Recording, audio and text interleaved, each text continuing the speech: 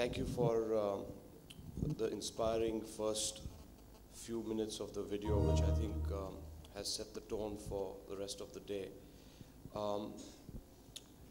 I've now been part of the India retail organization, cult, friends, family, whatever you want to call it, for the last 4 years. And there's been a constant change, and the change has been gradual in some cases, it's been dramatic in some cases, but on and all the change has progressed. When I was asked time and time again what I would want to talk on and what I should talk on, I kind of pushed that topic away till the last minute, till I got a phone call from Alok, and he said that now you have a gun to your head, we are going into print, you have to tell us what the topic is. And that's when I picked up the topic and I said, prognosis of retail in India.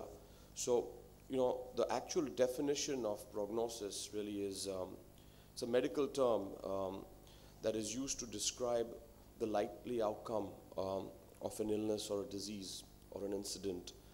And when applied to a very large population, prognostic estimates can be very, very accurate. For example, there would be a statement like 45% of patients will succumb to their injuries after a very big surge of septic shock in 28 days. Now that's a very specific sentence, and more often than not, one can say it with a lot of confidence and can be very right and true, and it works. That's what prognosis means in medical science.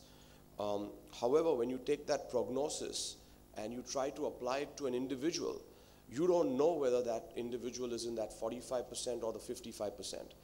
And that, ladies and gentlemen, is the state of retail in India today. Meaning that retail is such a wide term that is used. If you just look at the different speakers, the different industries they're in, different backgrounds that they've come with, different lifestyles they have, different work cultures they have, different problems they have. So retail is a very big domain that one has to look at. To translate prognosis into an individual area in retail, I think is a very common folly and a mistake that most people are making. And once before in a forum like this also, I had mentioned that retail is a very broad term.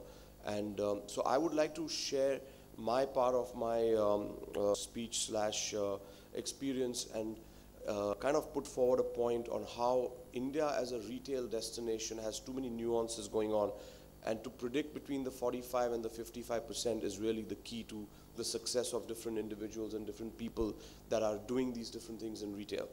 So what are these parameters that we talk about? It's heartening to see the 8.6% story on the front page of the Times of India today. But what was more heartening to see was on the third page of the Times of India today that the new 2011 census starts on February 9th.